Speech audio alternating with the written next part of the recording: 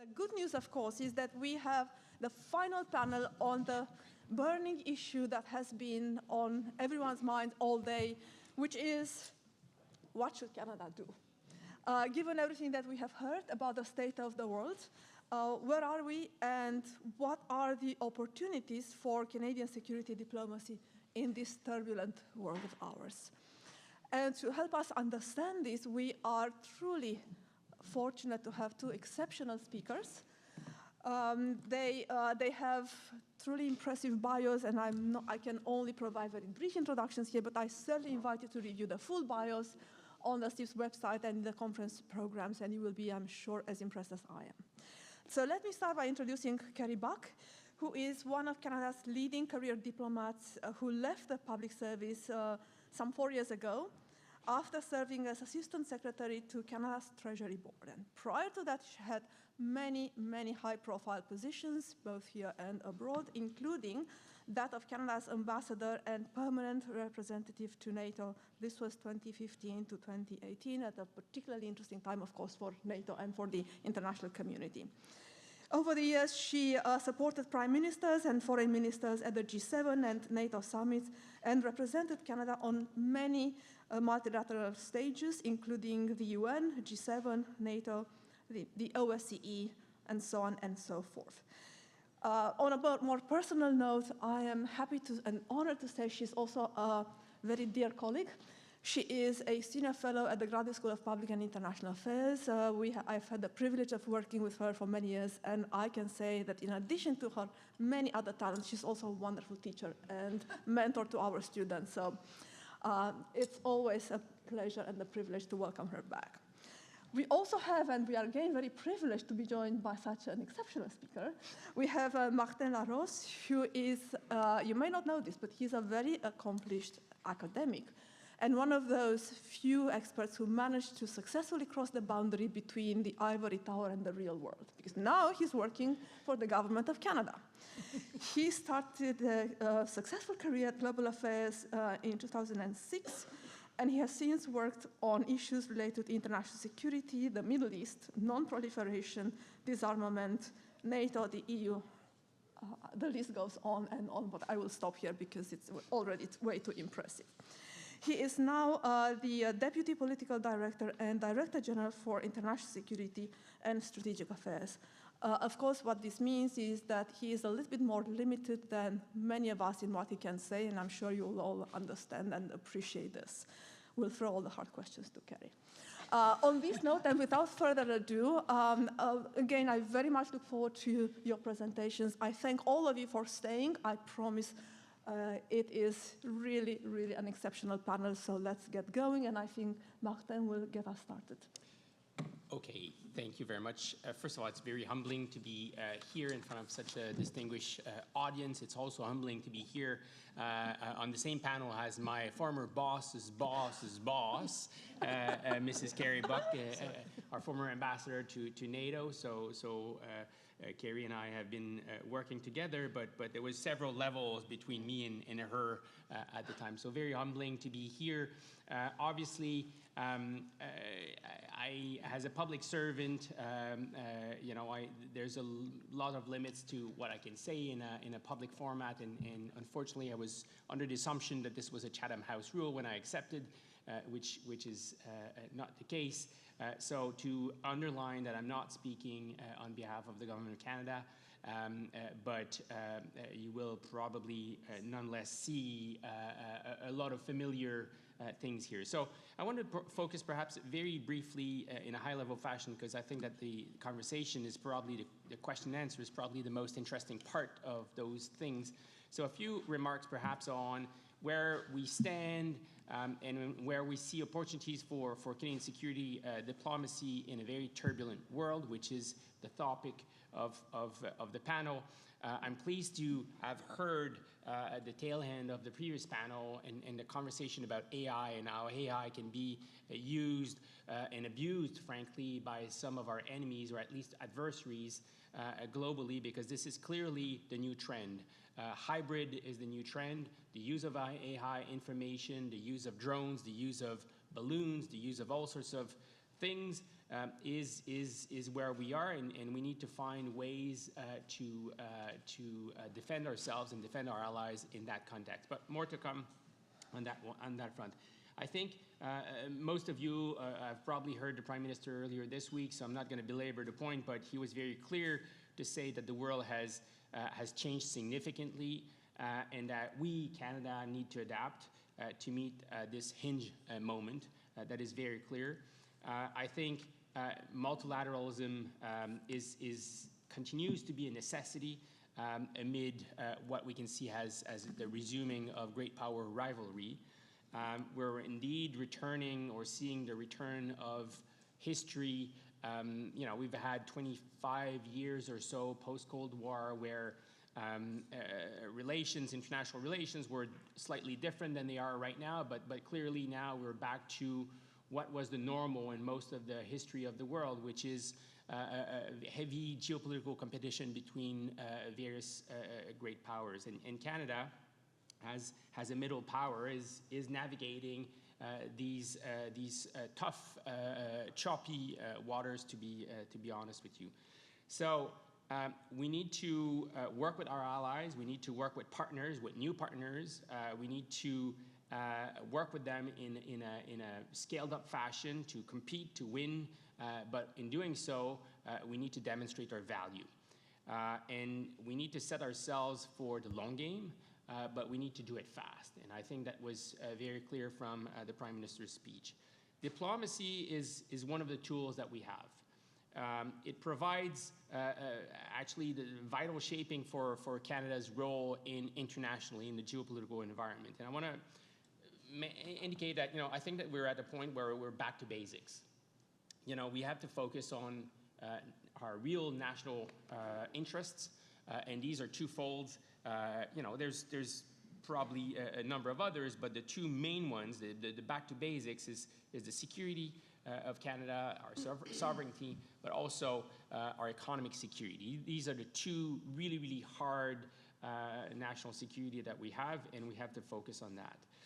Because the volatile geopolitical scene is really constraining what we can do practically. So we have to preserve peace as much as we can. We have to focus also on our nation building here back home, and you've seen the project that the government has announced in recent weeks and months.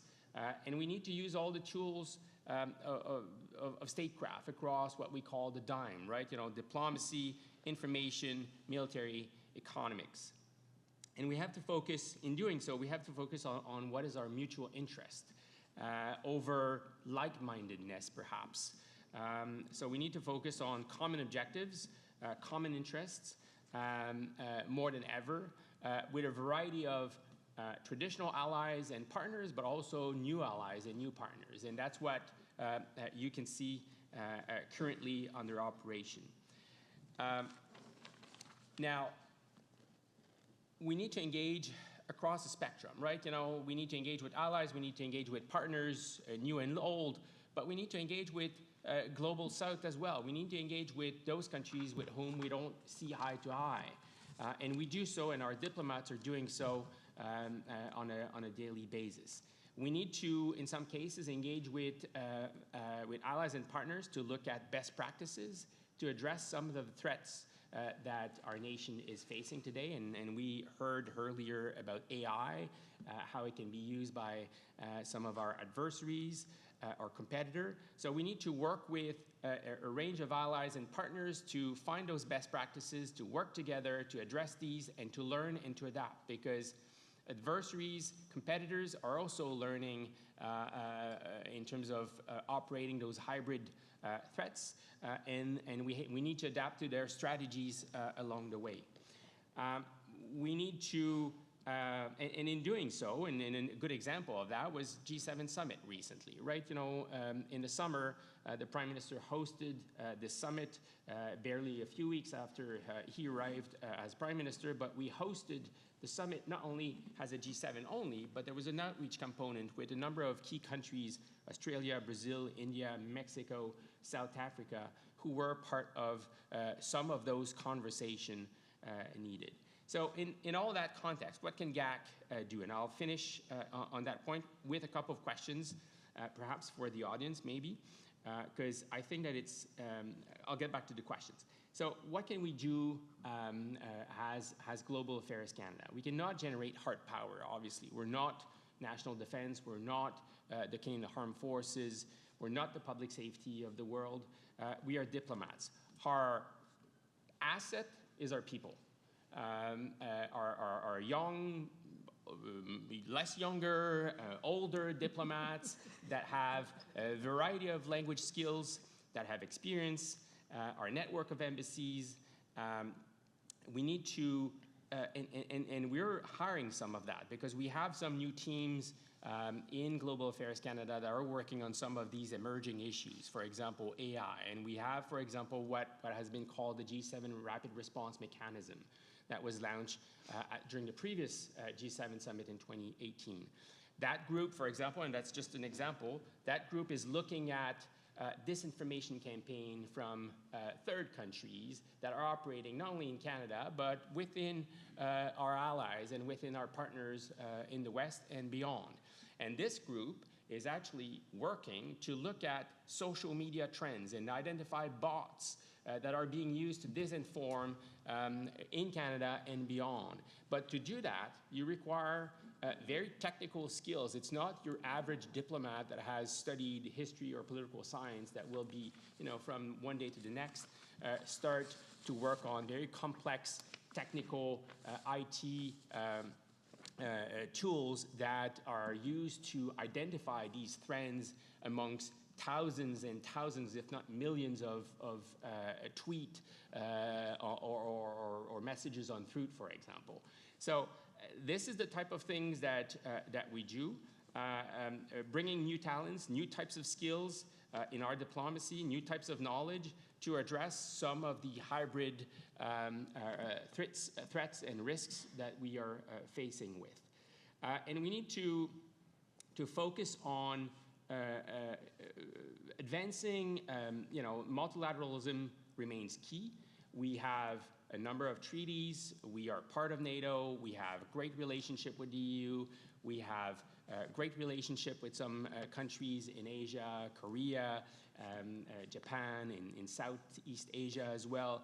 We have a variety of partnership in defense and security, in trade issues, and we have to leverage across the board all these partnerships depending on the issue of the day, depending on the issue that we have to try to address.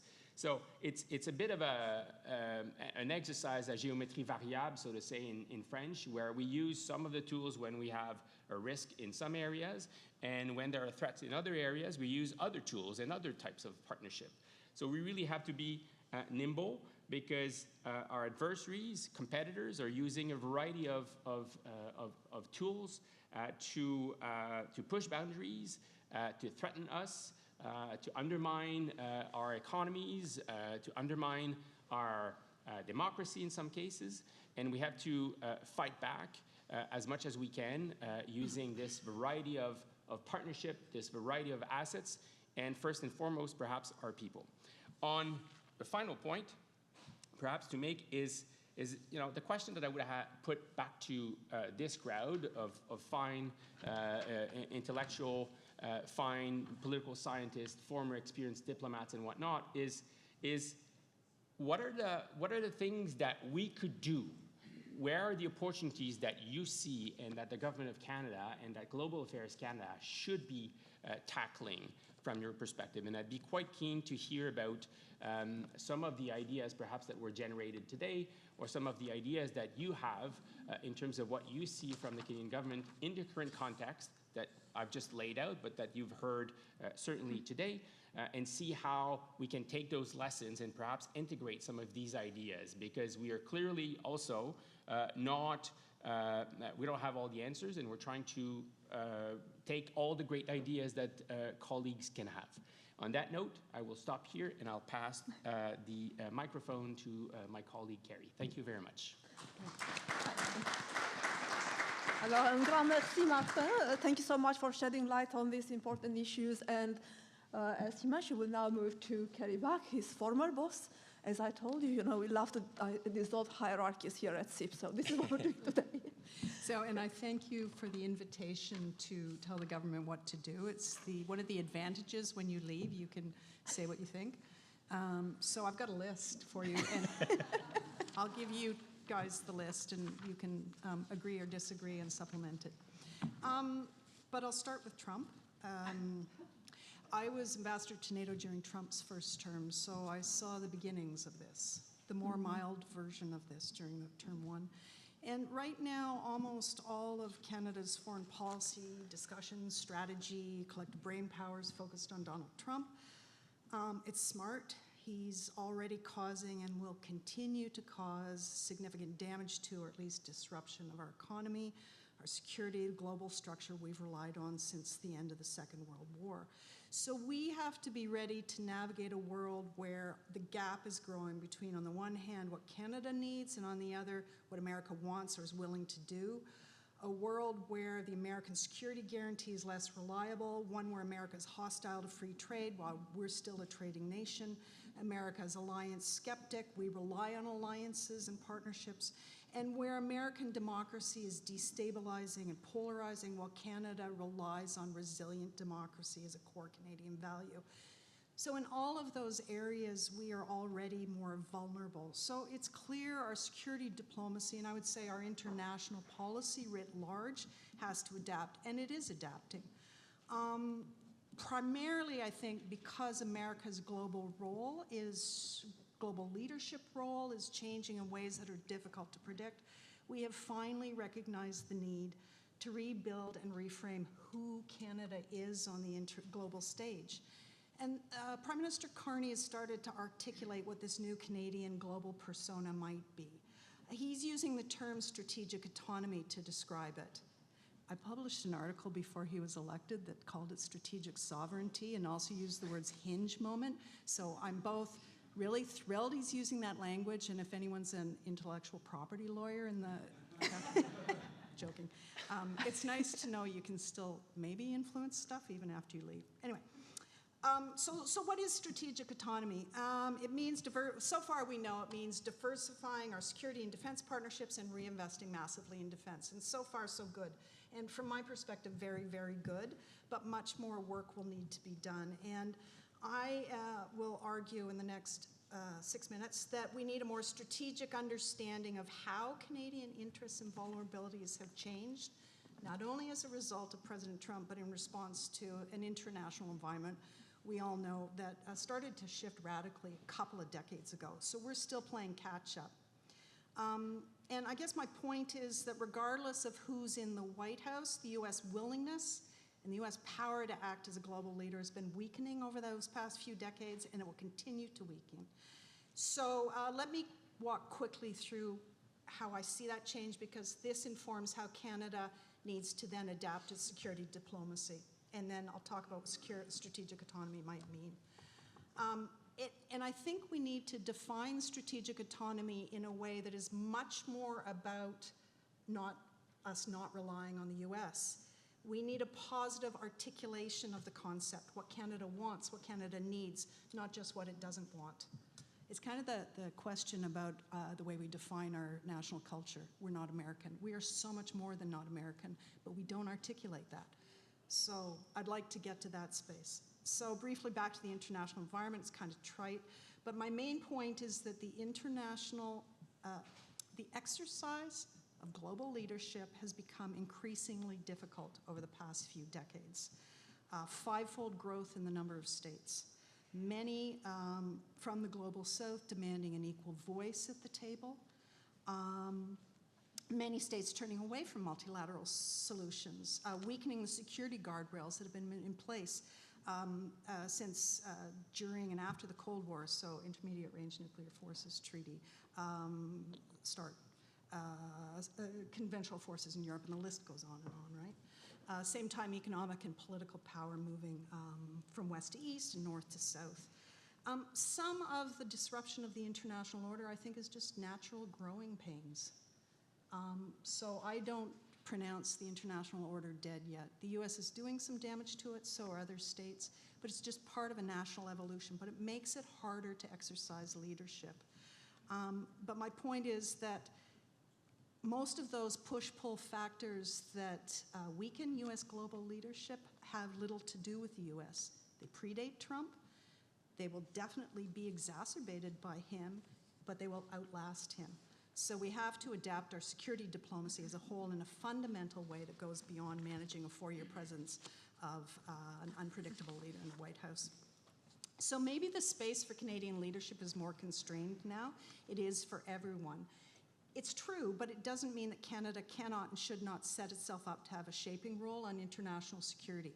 AI is the example. Why would smaller middle powers take up more of that space if we're really good at it and it's in our fundamental interest? So we do have the capacity to have that shaping role, I think. But to do that, we have to do a few things. We have to rebuild Canada's strategic culture and confidence. Do a better job at defining how both our national interests and our security vulnerabilities have shifted as a result, not just of the unpredictability of the bilateral relationship, but that broader thing. And gives decision makers a broader strategic framework to steer our diplomacy and international policy over the longer term. That would give us a guide to decide when we part company with the US, why we would, rather than just doing it transaction to transaction. We want to avoid that transactional approach.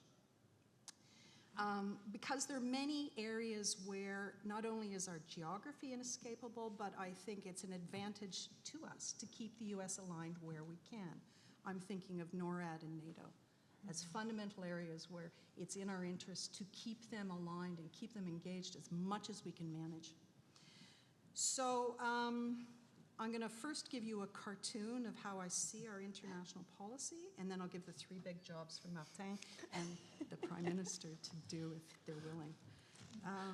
So first, my cartoon sketch of our international policy as it was, and the foreign policy experts in the room can take issue with me, but I see a long-standing thread that is run through our foreign policy, a dividing line between those public policy choices that are necessary and those we see as optional.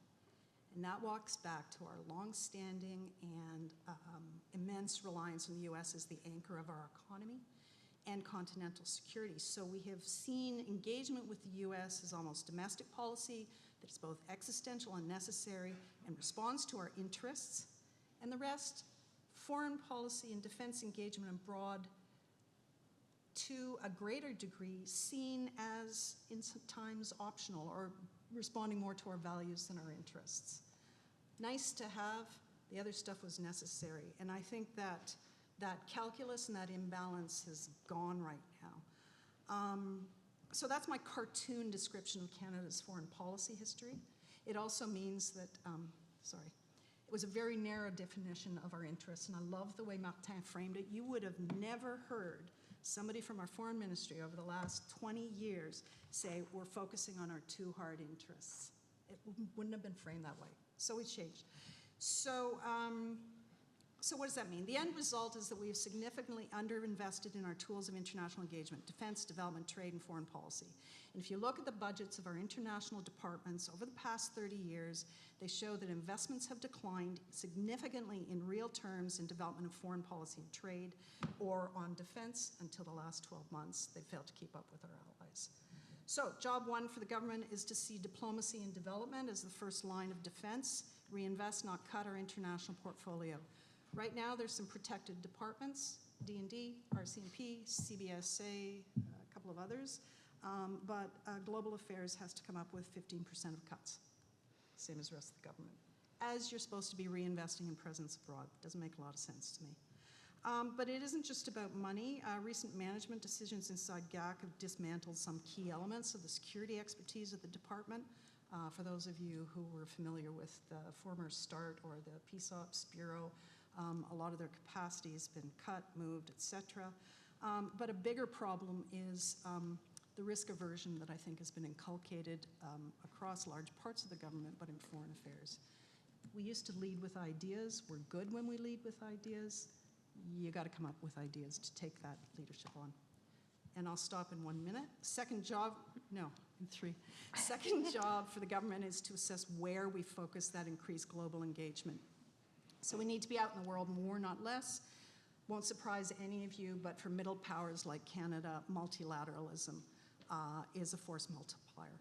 We've used them in the past very, very effectively to try to keep the US engaged internationally and then to get allies to push against US policies we don't like. It's useful in terms of managing the bilateral relationship. It's useful in terms of building and respecting our interests in other ways. Think of the Landmines Treaty, children's rights, maternal and child health, human security, creation of NATO. Canadian ideas, we build a table and they will come. We'll also be filling a gap. The US hasn't been that multilateralist for a long time, not just Trump, Biden before him, and even Obama. So they used to act as a multilateralist in a unipolar world, but for more than the past decade, the US has been acting as a unilateralist in a multipolar world. They'll do initiatives, they're untethered from the UN, they die with a change of administration. We need to tether our work in multilateral bodies when we do it. As we reinvigorate our approach to multilateralism, we need to avoid the transactional approach. So I advocate a return to functionalism. We engage on issues we're really good at, where it responds to our interests, but one of our interests is multilateralism for multilateralism's sake. So when countries like China are seeing a gap in Western presence in certain UN agencies, and they'll move in to remake the rules in their image, we have to work with like-minded to make sure that we're there to resist that, because the UN embodies our values. And that's not a bad thing, and there's support for those values across regional divides. Also means focusing on something we're really good at. Many more states occupy middle space. We're good at building bridges. Let me turn now to the final and third job for the Canadian government. There's been talk about defense. There's been commitment for new national security policy, a commitment by the government to release a new defense policy. I've heard some hints that there'll be an articulation of a new foreign policy. We haven't had that for 20 years. I'm thrilled. We don't write down our foreign policies. I'm thrilled. But 2 points, an international policy review should break down those barriers between international and national security. Integrative span trade, national security, defense, diplomacy, resilience, and development. Reinvest, I already said that. And then here's my own personal list for areas that we should focus on that respond to our interests and we're good at. Diversify our trade and investment partnerships, emphasis on Indo-Pacific and sectors where we have an advantage, agri-food, critical minerals. Only 4 foreign policy priorities. Concentrate our security and defense efforts on our continent and region, but do so in a way that strengthens transatlantic collective defense and diversifies our defense relationships on areas where we're vulnerable, Arctic. 3, build security and societal resilience by tackling cybersecurity, democracy, foreign interference, disinformation, addressing climate change, including food security, back to our interests. And finally, rebuild the international rules, organizations, and guardrails that directly touch on our economic and security interests. I would put nuclear non-proliferation in that list, emerging technologies, human rights. So there you go. That's my new foreign policy for Canada. If you can, yeah. But you guys will have better ideas. Thank you. Thank you so much, Kerry. I think I've rarely heard such a sophisticated yet concise analysis, and I'm sure the government will be busy for a long time. Now, we have about half an hour of questions and also a unique invitation to tell the government what to do. So please don't miss this opportunity, and we'll have microphones coming to you. I think Michael Byers was the first one, and then we'll go to you, Paul. Can we have a microphone to Michael? Sorry, who? Michael Byers. Kerry, it's been far too long. It's great to see you. Martin, good to meet you. I am teaching a 4th-year seminar in the political science department at UBC this semester on Donald Trump and Canadian foreign policy. So I have 20 of the best and the brightest, the people you will want to hire in a year or so. And they come from all around the world, and they have immigrated to Canada, and they are superstars. And I'm channeling their concerns, what I hear. There are 2 issues that I am not picking up on in this discussion or in the broader national discussion that my students care about immensely, climate change. They are distressed with this government. They breathe the forest fire smoke every summer. And they have read the peer-reviewed science. And they know that the government is willfully blind in terms of what is actually happening and what needs to be done. This is the next generation. These are the people who will inherit the responsibility for governing this country in 20 or 30 years. The other thing that they're really concerned about, and where they see the government as being mostly silent, is on human rights. Human rights. So, for instance, they wonder why Canada still considers the United States to be a safe third country for the purposes of refugee claims when they see people being deported from the United States to places like South Sudan, people who have no connection with that country, a conflict zone. When they see federal policies targeting trans people in the United States. I mean, these are progressive young people who are proud of this country because of its tradition of international human rights, and they see a government that is silent. Yes, recognizing Palestinian statehood was good. Some of the statements finally on what was happening in Gaza, those were good, but they want more. And the other thing, and they only get to this last thing because I tell them about it, is that I talk to them about the crisis of space debris in low Earth orbit and how that is now at a point where we could lose safe access to low Earth orbit if we start to get high velocity collisions there of the kind that would result from the use of weapons in space. And when I tell them that the US government now considers space to be a war-fighting domain, and when I tell them that the Trump administration plans to put missile interceptors in low Earth orbit as part of Golden Dome, they then turn into the most committed opponents of ballistic missile defense that you could ever imagine. And I think that the government doesn't realize just how much of a high voltage electrical cable Golden Dome could be politically once this generation of people figure out what's involved. So I just want to relay those things that I think there are things that are missing from the national conversation, and maybe it's because we're in Vancouver, we're not within the Ottawa bubble, we're aware of different things, but anyway, that's the message from my students. Thank you. Thank you so much.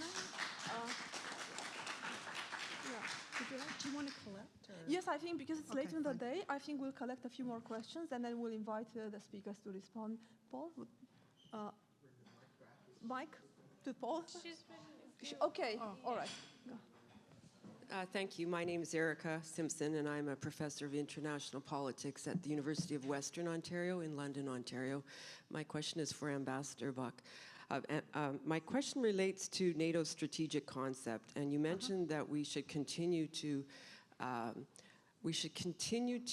support NATO and NORAD. And yet you also brought up the concept of functionalism, and Canada's a non-nuclear weapon state. So it seems to make sense to me that at NATO, Canada should spearhead a review of NATO's strategic concept and our reliance on nuclear deterrence. And it's well over time, as the last review with Lloyd Axworthy looked at it. But I think both you and perhaps David Angel, the former ambassador to NATO, now the principal advisor to the Prime Minister, could help us greatly by asking at NATO headquarters among the 32 nations for just a simple discussion of whether nuclear weapons are necessary for the next few centuries. Thank you. Thank you. Yes. Paul? Yeah, Martin and Kerry, I appreciate your comments.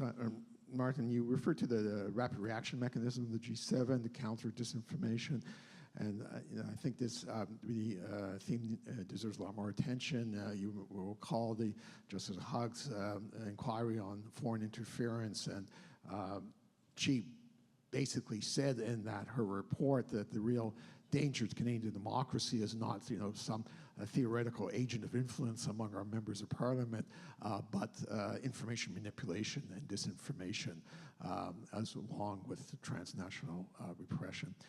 And to tie this theme back to our conference here, a few months ago, the United States State Department, which had a unit to work to counter disinformation, it was terminated by the Trump administration. So my question to you, Martin, is do you see scope for Canada, presumably in concert with others, to sort of step in to help fill that gap? Because that threat of disinformation is definitely not going away. And for Kerry, I mean, you did refer to values as a function in the context of multilateralism.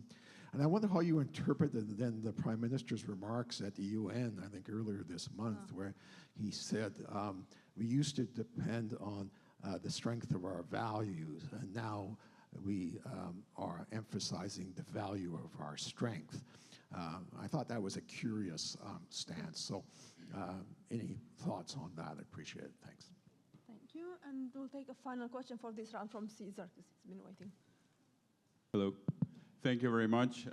Excellent presentations, Martin, Kerry, and thought-provoking topic. So, Martin, you asked a question, you know, what might GAC do, where might there be areas for progress. So one that comes to mind relates to, many come to mind, but I'll focus on one, China. One relates to China, and I understand why. It makes sense to me, you know, the toolbox you have when thinking of adversaries or would-be adversaries or competitors. I think that's prudent, and that's what, you know, what GAC should be doing. At the same time, you know, several policy conferences here and internationally, I keep hearing, you know, this almost imminent inevitability thing of some form of confrontation looming with China, the West and China, NATO and China, some country and China, or some sort of tension or friction or reconfiguration. Nobody knows how it may or may not manifest. My concern is that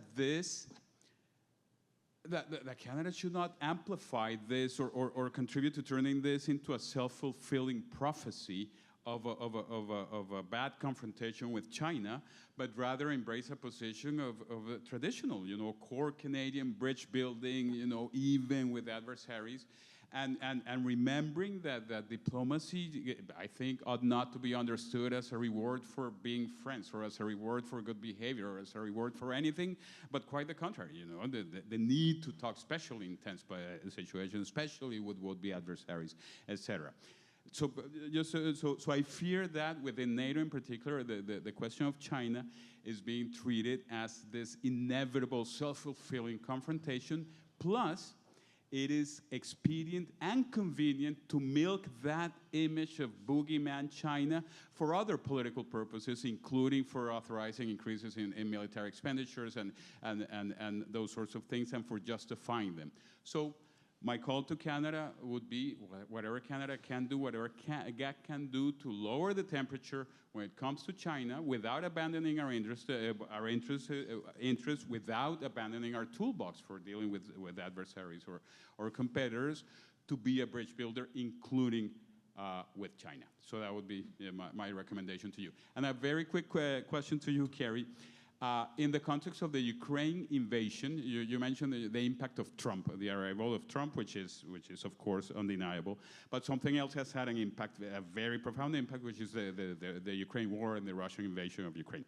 As a result, NATO, I get the impression, has adopted a very huddled position, no crack of light, you know, no light between us, and portraying an image of unity when it comes to security policy.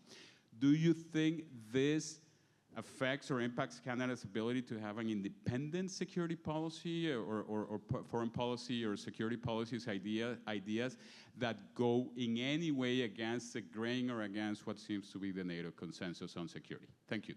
Okay, thank you all so much for these fascinating questions and comments. I will perhaps invite Martin to answer whatever he wishes to. And I can come in behind. And then Okay. First of all, thank you, Michael. Nice meeting you. Erica, nice to see you again. Paul and Cesar, thank you for these ideas. Obviously, I'm not responsible for a number of these topics, so climate change, human rights, this is well beyond my pay grade, and I'm not going to be addressing that. I think that on the space, Canada has always been a proponent of peaceful use of space, right? This has been our trademark. We have been condemning military use of space, or even, you know, ASAT, anti-satellite use of anti-satellite missiles in the past. And so I don't think that this has changed, but absolutely understand and share the concerns with regard to the proliferation of space debris in the lowest orbit. That's absolutely a problem.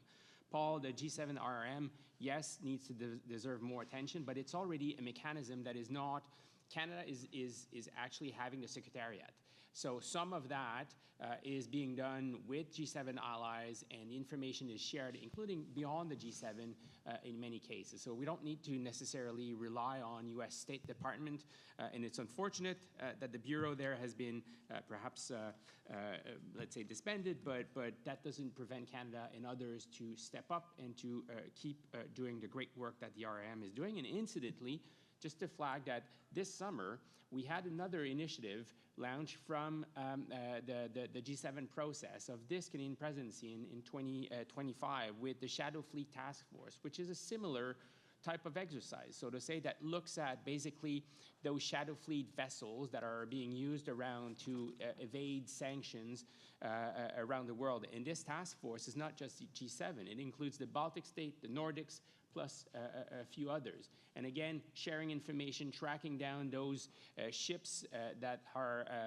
having flags of convenience, that are turning off their AIS systems to go undetected under the radar, and share information about what to do about these things. So again, creative Canadian thinking, leadership to advance maritime security and prosperity for everyone. And then with regard to China, César, I haven't,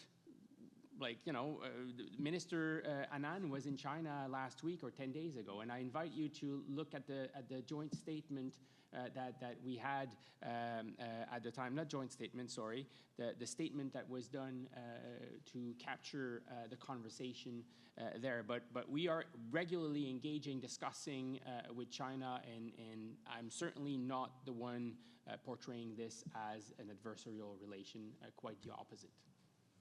Thank you. Right. Thank you. I'll try and do justice, and I won't be able to. They're great questions. Michael, on your point about, silence from the government on climate change and human rights, and I'm not Ambassador Buck, I'm me. We leave our ambassador behind. I am not excellent anymore. I used to be excellent. And they're my personal views, and I don't speak for the government. So I would never go to any space where I would be defending any of those Trump policies that you just cited. But I think we're in a particular snapshot of time, and there are some tactical choices that the government appears to be making, with which I agree. You don't want to feel good and stand up for a core Canadian value and at the same time result in torpedoing our economy. But you have to keep your policy alive on those issues. I haven't seen, but I'm outside now, I haven't seen any shift in our human rights policy or our climate change policy. Is it as visible in the public discourse? Maybe not as visible from the government. My other point about public discourse is I would really love to see a national discussion around this. If they come out with a new foreign policy, I'd love to see an international discussion that spreads out across the country more, because the danger right now is that Canadians won't follow the government after a certain point. So it has to be a conversation, not something that slows anything down, but I think Canadians are finally waking up to the notion that Fortress North America ain't so safe anymore. So capitalize this. On BMD, missile technology has changed. We are incredibly vulnerable right now. The US doesn't know what Golden Dome will be. There are elements of Golden Dome that we need, and if we're in it, we can help have a say in how the Americans are going to self-help if something comes across our sky. we need as much influence on them as we can. So as Golden Dome is being built, I think tactically it is wise to get in there, and I commend to you, you've read them, I know, but to the room, a couple of pieces by Andrea Schell, who has written about the upsides of Golden Dome. Strategic concept. I think, again, my personal view, with Russia exponentially increasing the number of tactical nuclear weapons, some of which have a payload bigger than the things we saw in the Second World War, with China increasing its nuclear arsenal, and with the security environment right now, I don't think it's my strong advice, if anyone were asking me, and they're not, is that we do not touch the NATO's nuclear deterrence. It is absolutely core to NATO right now, and it's core to our own security. And I come from a human rights background, and it took me a while to get to that position, but I actually firmly believe, but Canada has a space in non-proliferation and to try and put back some of the guardrails, because that's a dangerous space. The taboo on nuclear use has become diluted. There's loose talk from not just North Korea, but from President Trump. And some of the non-proliferation guardrails have been, that's a space we should do, but I personally wouldn't touch the NATO's nuclear deterrent. Real quick, I think values and interests is a false dichotomy. It's in our interest to see those values that are dear to our resilient democracy. We've had a politicized debate, interests versus values, that has turned into a binary thing that inside Canada, that I think was a misdirection, which leads me back to China. We did that for a while. You know, for a while, it was politicized, partisan. We don't talk to bad guys. Well, that's the whole point of diplomacy. But we really do have to have eyes wide open, honestly. We can't fix climate change without China, but we have to be absolutely clear on what they're doing with their nuclear arsenal, in space with dual use, with disinformation, and they're getting better at it than we are. And on Ukraine, I've lost the thread here. NATO solid, oh, does it? No. No, we need, it's in our interest to have NATO's solid position on Russia, solid support for Ukraine. It's really hard to keep that going, really, really hard. Constant care and feeding, not just to keep the US as close as we can to what their Russia policy really should be, but Hungary and others. And it's in our interest to do that. It's never prevented us from having our own security policy, but we've used it as a force multiplier right from the beginning of NATO, I think. I mean, that's my view. I'm biased. Thank you so much. Do we have a couple of questions? Okay, we have time for a couple more questions. I think there was one there first, and then we'll come to you. Is this on? Trying to keep the order. No, just let's go to the gentleman there, because he's there first.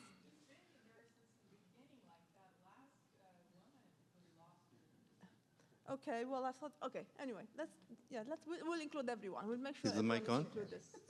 Okay, thank you. So Peace Steering Canada continues to call on the government to establish and fund an independent, integrated Canadian Centre for Peace dedicated to shaping and keeping peace as part of its increasing commitment to defense. We're concerned about the demise of our independent national peace centres, including the once lauded Pearson Peacekeeping Centre and the highly regarded Canadian Institute for International Peace and Security, established by Pierre Elliott Trudeau in 1984. So my question to you, to either panelist, is within the concept of strategic security, could the establishment of such a peace centre lay down a marker to demonstrate Canada's commitment to these principles? Okay, we'll collect all the questions and then we'll get the answers, yes. Is it working? Okay. My name is Mahmoud Ibrahim. I'm the fourth-year student here at UWaterloo studying political science and public administration. So I have a comment and a question in regards to the comment of where do you see opportunities for Canada in the foreign space. I'm a huge advocate where I believe that we should be focusing on Africa, meaning that we should be hiring more Canadian Africans in GAC. So I was born here, but I'm from Eritrea, and Canada is a melting pot of like Africans from all over, Cameroon, et cetera, et cetera. And I believe because we have essentially, whether it's agriculture, whether it's mining, we're a leading space on the critical things that Africa needs. We're not a toxic geopolitical player like China, Russia, European Union, etc.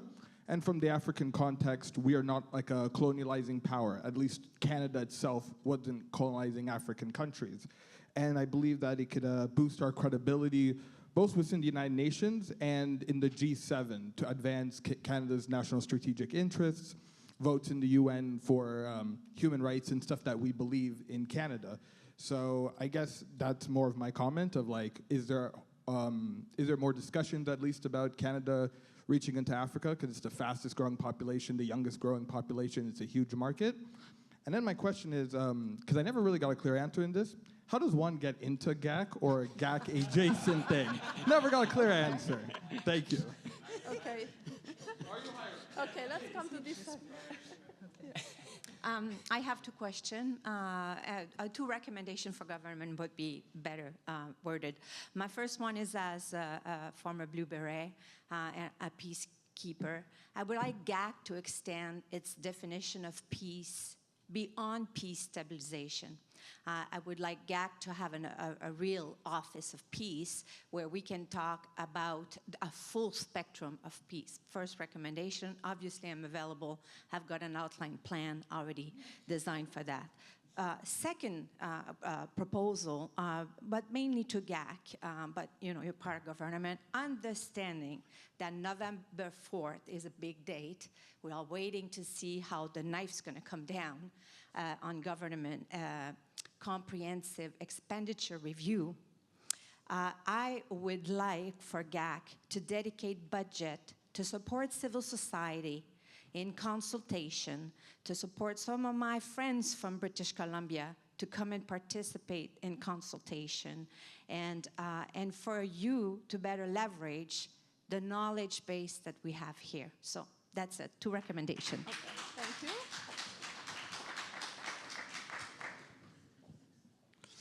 Hi, I'm Richard Denton with Rotary and IPP&W. Quick question, what about a feminist foreign policy? Thank you. Do you have, okay, we'll take, yes, one there. I'll just make it really quick. My question is really to Kerry, but both of you, happy to hear your perspectives. I know you touched on Canada and having a renewed national security policy or strategy. Last one was in 2004. So I'd love for you to expand on that perhaps a little bit, especially if we're talking on more the security intelligence side and maybe speaking from your experience as ambassador. What would you like to see in there? Because you know, you've spoken earlier about sort of we should be framing ourselves in what we can or what we should be rather than not. So perhaps we'd love to hear your opinion and views on in terms of where do you see ourselves sort of framing that, where we should be framing ourselves in a new national security strategy. Thanks. Okay, thank you. And final question. I will keep it very brief, but I'm asking a question on behalf of one of my colleagues viewing via live stream. So can you speak to how Canada's support of the Golden Dome will impact nuclear deterrence and for Canada's position on the Golden Dome in general? And as a brief second question, can you also speak to where Canada will find the money to increase NATO spending to 5% GDP? Okay, thank you so much for all the great questions. Obviously, time is short, so we'll have to be concise, but I'll invite you to Martin, please. Okay, so perhaps quickly to address the question about Africa, and invite you to have a look to the Africa strategy that was released less than a year ago. And I would signal, because I think that you talked about the diversity and inclusion and how the diversity is actually helpful, and that actually is still something that the government of Canada is promoting. And if you were to come to our offices, you would see that there are a lot of Canadians that have African roots, roots from the Middle East, roots from Asia. The department is really different than it was 10, 15, or 20 years ago. Of course, that doesn't mean that the job is finished, but I think that there are a lot of progress was made. And final point, the best way to enter into GAC is to do the foreign service competition and be successful, or to start a co-op term at some point, or do a casual, and then, you know, from there you get going. On the feminist foreign policy, this is really, really well beyond my pay grade. November 4th, CR, we are obviously We are doing consultation, and some of the colleagues in the room, we discussed yesterday. I already indicated that we would have non-proliferation, disarmament, and arms control conversation or dialogue at some point in January. I do recognize it would be ideal if we were in a position to help people travel all the way to Ottawa. Unfortunately, the financial means that we have are such that this is not possible. But perhaps we can identify some thematic session that could be done with remote participation via Teams or else to allow people to participate meaningfully in those conversations remotely. I will leave it here, Kerry. Thank you. Thank you so much, Marta. Establish and fund a new iteration of the Pearson Peacekeeping Center. I still have my mug from the PPC. Make a lot of good noise. I think that would be fantastic. And other CIPS. My father-in-law was the first director of the first CIPS, so yeah, keep going. Feminist foreign policy. You know, the secret is that we've actually embedded a gender lens, using different words, in reviewing all of our kind of foreign policy decisions for quite a while now. We're pretty good at it. We don't do enough on that front. So the fact that maybe you're not hearing the words feminist foreign policy as much above the line does not mean it's gone away, I don't think. I'm not inside anymore. But having worked on the policy since 1991, I can tell you that Canada's pretty good at this stuff. We've been getting better, and it's run through different stripes of governments. So I guess don't despair if you don't hear the words FFP. I can't imagine a world in which this would be given short shrift. On the national security strategy, it is a great question.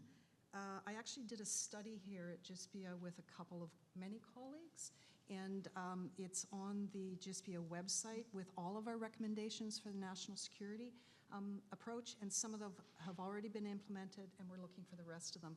What I'm looking for is an integrated international strategy. So if you're going to have a national security chapeau, and we know there'll be a new national defense policy, I want to see the other parts of that. And I want to see them integrated in a way where you could have whole of government work together with those synergies that will bring about a better impact. So I'd love to see a chapter on foreign policy if that's where the government's going. I've heard some just, commentators outside saying it might happen. That would be fantastic. The whole point is to start to engage Canadians and to understand we need a framework for decision-making that defines who we are on the world stage in a way that is sustainable over the next few years. Golden Dome, read Andrea Sharon's piece, and I agree with her entirely on it, but it doesn't exist yet. We don't know what it is yet. So we need something to defeat new missile technology. What that thing is going to take decades to figure out, and there are different components, some of which we'll like and some of which we won't like at all. So there you go. The money. 5% is 3.5 plus 1.5, and a lot of that will be dual use, and it should be dual use because most of the threats, or many of the threats, happen in the civilian space now. They're not traditional military. So dual use infrastructure in the north, landing strips, roads, better connectivity for villages and communities that don't have connectivity to the Wi-Fi, communities that rely on diesel right now. So there's going to be a lot of kind of civilian benefits and spending that will be dual use, that will still meet the NATO standards. For me, that's a good thing. On this important point, I'm afraid we'll have to end. As a CIPS director, I have many joys, but I also have some sad duties. And one of them is to bring to an end fascinating events such as this one. So I'm sure I speak on behalf of everyone when I say it's been a tremendous event. I want to thank everyone for the fascinating presentations, for generously giving us your time, your wisdom, your energy and enthusiasm. We've learned a lot. We've also learned that we still have many more questions that need to be addressed. So the conversation will continue, and I hope you will think of CIPS as one of the venues where this conversation will continue. Think of this as an invitation for you to come back, to continue to be engaged. We have many events lots of interesting publications on the CIPS website, so I do invite you to continue to participate in this conversation, either via attending events or by reading the publications. For now, of course, I want to thank once again our partners. Cesar, I don't know if you want to say a few words, but I want to thank you, the Pugwash Group. I want to thank, of course, the Outer Space Institute, Paul Meyer, once again. I want to thank all of you, speakers, moderators, the audience, for really the special day that we had today together. I wish everyone a great evening, a wonderful weekend, and we hope to see you again before too long. Thank you so much.